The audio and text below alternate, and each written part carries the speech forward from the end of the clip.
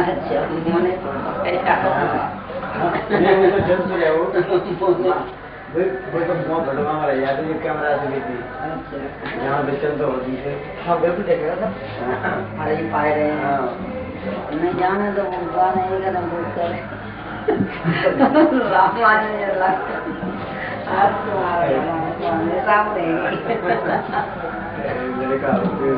नहीं साधु है तो शब्द थाल भोजन अर्थ परसंग धीरत मिला है रज्जब सारी श्रेष्ठ को ये विध नौत जिमा है।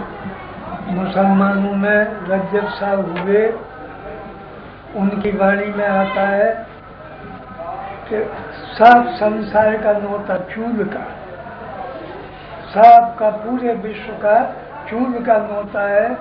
सब आओ हमारे यहाँ, क्या भोजन कराओगे? शब्द वो थाल है, शब्द रूपी थाल में जो अर्थ करते हैं वो उसका भोजन है। उसमें शब्द रूपी थाल, अर्थ रूपी भोजन, और उसमें जो दृष्टांत देते हैं वो सुंदर गाय का शुद्ध घी, डालडा नहीं, बढ़िया गाय का घी परोसते हैं। सब विश्व का नौता है संतों के यहाँ आकर शब्द रूपी थाल में अर्थ रूपी भोजन, प्रसंग रूपी घी मिलाकर सब आकर के भोजन करो। तो संतों के यहाँ सबके लिए छूट है, छूट का होता है, सब आओ भोजन करो।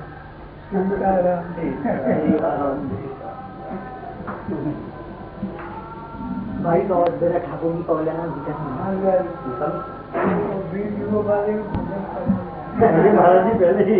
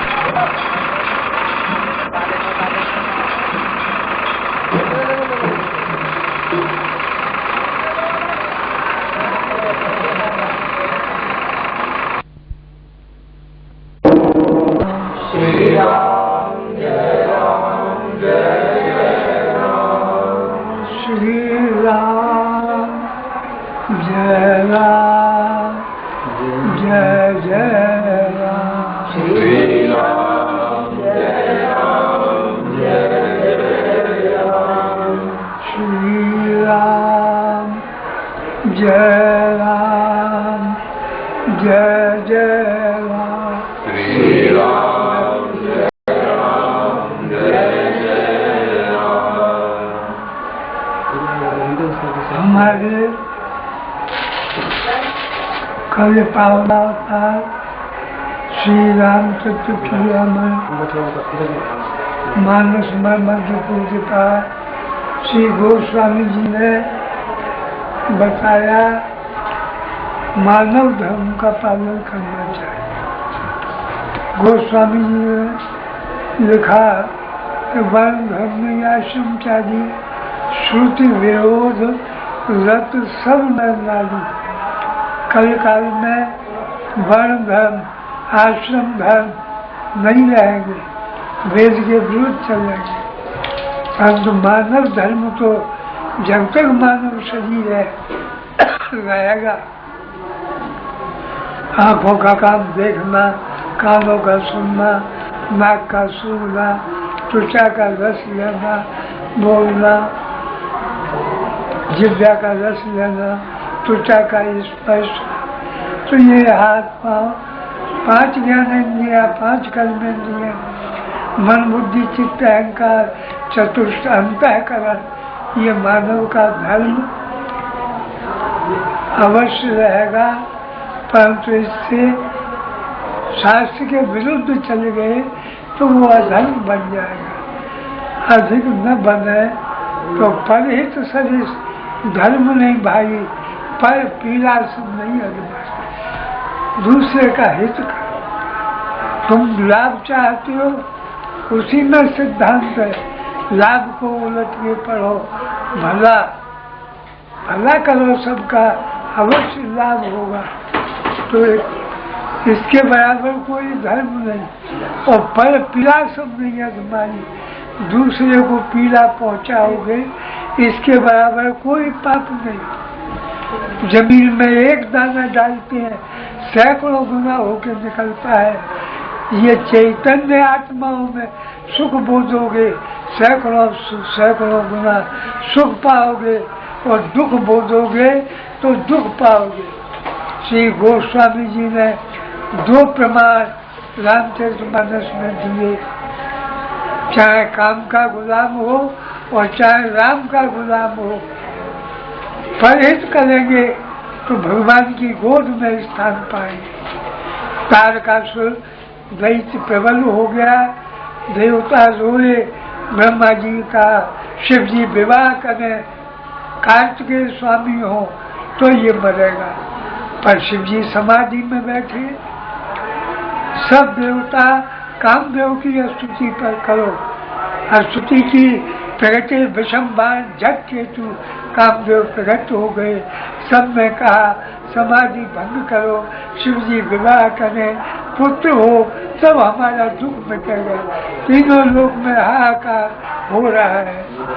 कामदेव घबराया, शिव विरोध धूमरण हमारी मृत्यु अवश्य है। परंतु फिर सोच करके कि परहित लाग तजय जो देही, संतत संत प्रशंसते, जो परोपकार में शरीर छोड़ेंगे संत बड़ाई करेंगे। इसलिए कामदेव ने तमाम बसंत ऋतु का निर्माण, अप्सराएं प्रकट हो गई, शीतल मन सुगंध पवन चलने लगा। समाधि भंग में हुई, आम के पत्तों में छिपकर कामदेव ने फूलों का धनुष्मान लेकर शिव जी के हृदय में मारा। शिव जी ने कहा ये कौन है, जो हृदय में राम और उनके ऊपर आघात कर रहा है। चारों तरफ देखा, 16 पल्लव वदन बिलोका, भयु कोप कम के उत्तर रुका। कामदेव आम के पत्तों में छिपा है, तब सिर्फ तीसरा नैन उगाड़ा, चितवत काम भयो जैसा। तीसरा नेत्र एटम खोल दिया कामदेव बस। पर आजकल कैसे एटम नहीं, 1 लाखों का विनाश कर ले। शिव जी का एटम ऐसा विचित्र, अकेला कामदेव भस्म हुआ, आम का 1 पत्ता नहीं चला। कामदेव की स्त्री रति रोती हुई आई, प्रसन्न हो गए, तेरे पति का नाम आनंद, सब में काम व्याप्त रहेगा। का मिलन कब होगा, कृष्ण तनय हुए पत्थर, कृष्ण का पुत्र तेरा पति बनेगा। अब पहले विचार कर लो कि परहित करने में कामदेव भस्म हुआ, पर भगवान का पुत्र बनकर और गोद में खेला। जो कामी है, विषयों में ही अपना जीवन बर्बाद कर रहे हैं, उन्हें सोचना चाहिए कि कम से कम कामदेव की बात तो माने, परहेज करना चाहिए। एक तो ये काम के गुलाम और एक राम के गुलाम, भगवान राम के गुलाम श्री गिरिराज जी है। उनमें भगवान की स्तुति की है, स्वामी माना, राम जी ने पितावत माना है, पर उन्हें भगवान राम को इष्ट माना है। तो ये राम के गुलाम परित करने के कारण इनमें गोद में स्थान पाया। श्री जानकी जी का हरण हुआ, रोते हुए पैरों से पूछ रहे हैं, कान में आवाज आई, हे राम, हाय राम। भगवान राम खड़े हो गए। लक्ष्मण जी बोले, भैया आगे चलो, ढूंढना है। कहले नहीं, कोई करुणा से पुकार रहा है, यदि उसकी पुकार पर सुनकर उसकी ओर न जाएंगे तो हमें कोई कृपालु, दयालु, दीनबंधु नहीं कहेगा। अरे दादा भैया, हजारों लाखों तुम्हें पुकारते हैं, ऐसे कहाँ तक आप सुनोगे? कि नहीं, किशोरी जी को पीछे ढूंढेंगे। करुण पुकार है। भगवान राम आए, गिरधरा पंख कटे हुए, लोग वहाँ और पड़े हुए, सुमेरत रामचरण जी रेखा, रामचरणों की रेखा का स्मरण कर रहे थे। भगवान राम ने नींद को और गोद में उठा लिया। ऐसे हमारे राम, उन राम को जानो और मानो, वो रोने वालों के लिए हंसा देते हैं, महान पतित से पतित को पावन बना देते हैं। उन राम ने नींद को गोद में रखा। भैया लक्ष्मण, जाओ कहीं से गर्म पानी लाओ, हम पंख धो के कष्ट मिटाएंगे। दादा भैया यहाँ का पानी तो कर लेंगे, तुम एक दोना लाओ, पत्ता तोड़ के लाओ, दोना बना के दो। भगवान राम को दोना दिया। इतना रोए, घाव ठीक करने के लिए खारा पानी चाहिए, गर्म पानी चाहिए। आंसुओं के द्वारा गर्म जल कर दिया, खारा किया, पंख सब धो करके कर कमल को फेरा, सब पीड़ा दूर हो गई। ये गति आपकी कौन ने की? कि जिसने की मैं उसका आभारी हूँ। गिरधराज, आभार प्रकट करती हूँ, तुम्हारे पंख काट डाले, मरण सैया में सुला दिया। ये तो वो भाई पंख में काट कर आपकी गोद कहाँ मुझे कर, उसने भरी तो की, पर एक दुष्टता की, श्री जानकी जी का हरण करके ले गया। वो प्रतापी था, दक्षिण वाला था, उसने मेरा ये हाल किया, दक्षिण को चला गया। भगवान राम ने कहा, शरीर रखो, मैं तुम्हें पिता, तुम्हें पुत्र का सुख दूंगा और आप मुझे पिता का सुख दो। मेरे पिता नहीं है। कहा, तुमने पिता को क्या सुख दिया? हाय हाय, राम राम कह, राम कह, राम राम कह, राम, और शरीर छोड़ दिए, क्या सुख पिता को दिए? मुझे आप भ्रम में मत डालो, आप अभी गोद में हूँ, कर कमल का स्पर्श है, नेत्रों से दर्शन कर रहा हूँ, कानों से मधुर वाणी सुन रहा हूँ। ऐसा योग फिर बने तो मैं शरीर रख लूंगा। भगवान राम मौन हो गए, ऐसा योग नहीं बनेगा।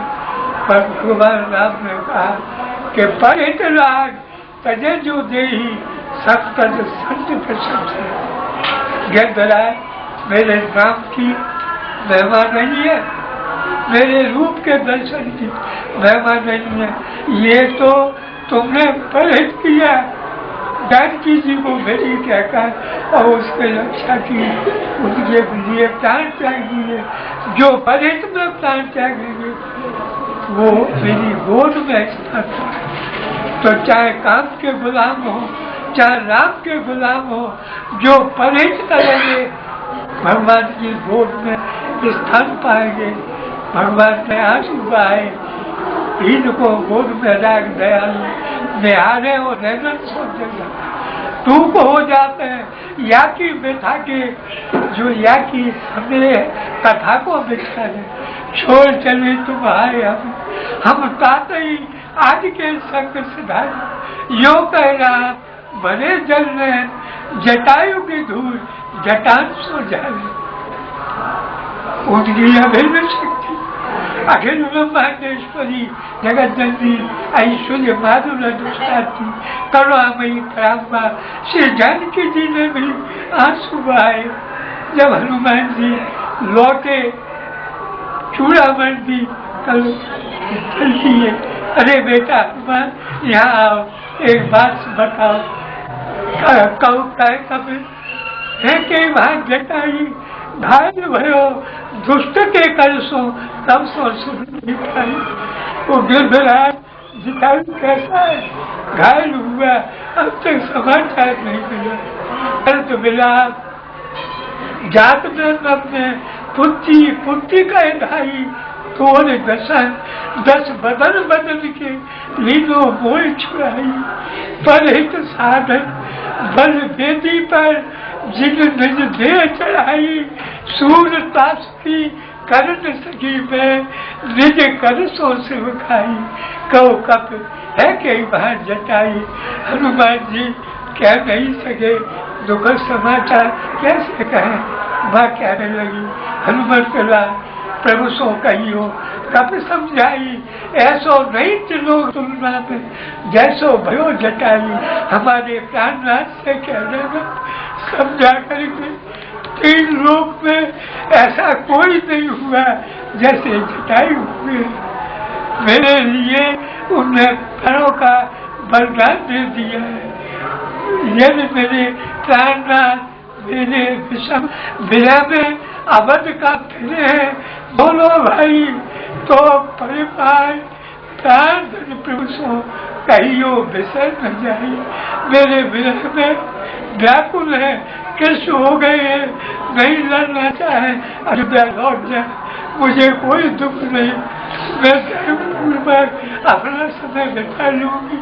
पर प्रार्थना से कह देना कि इतना करें मेरे प्रार्थना अयोध्या जी को जाए और आज जा करके श्री प्रभुनाथ जी प्रार्थना कौशलपुर ले जाई।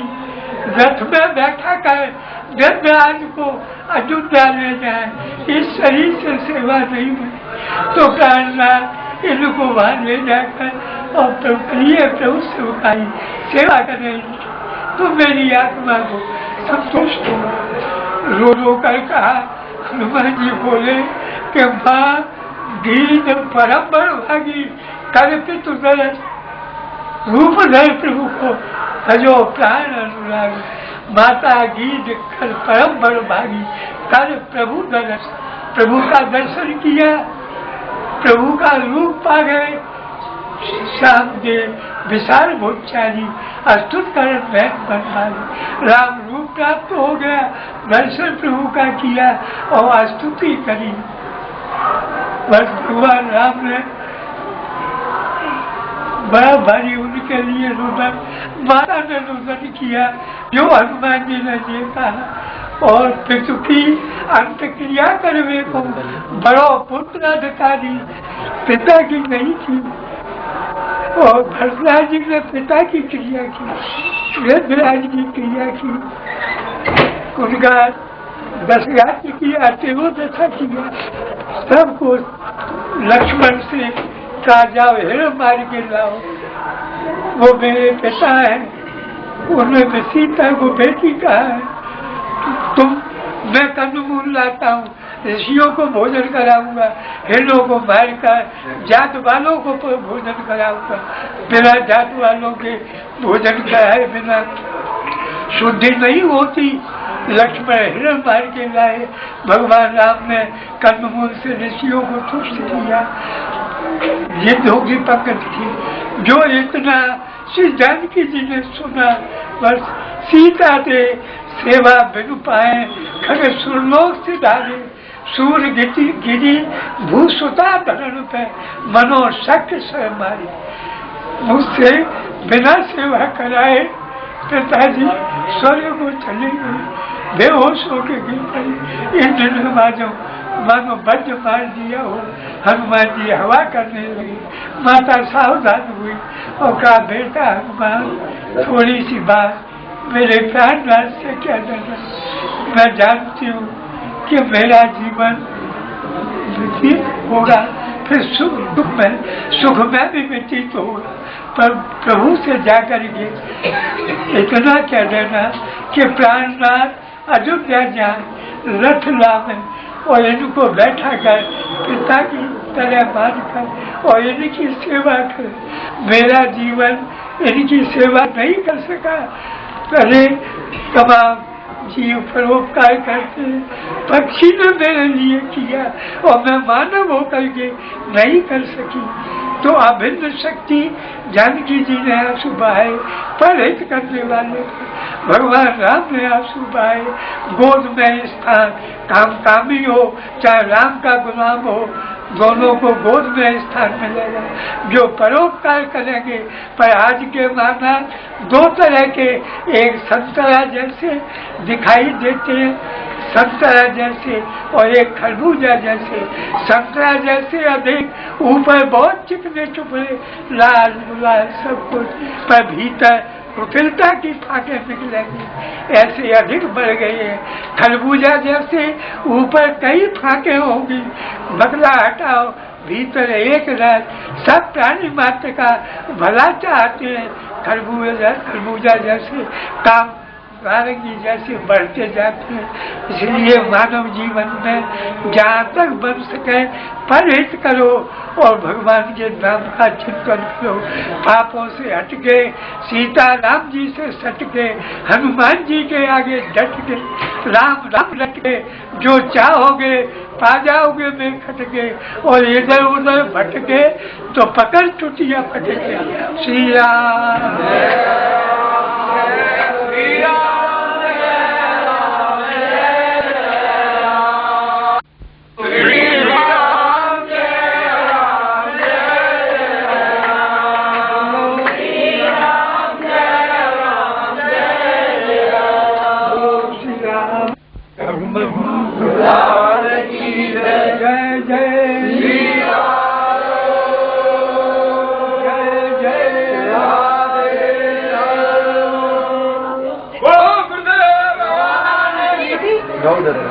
आ गया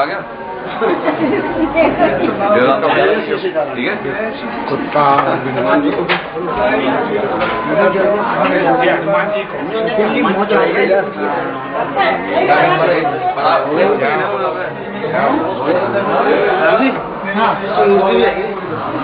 है ना ये भगवान थी भगवान महाराज जी के जय जय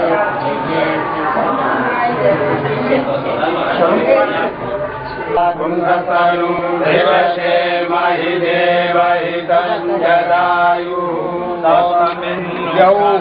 शान्तिरन्तरिक्षगुं शान्तिः पृथिवी शान्तिरापः शान्तिरोषधयः शान्तिः वनस्पतयः शान्तिर्विश्वे देवाः शान्ति ब्रह्म शान्ति सर्वगुं शान्ति शान्तिरेव शान्ति सामा शान्तिरेधि।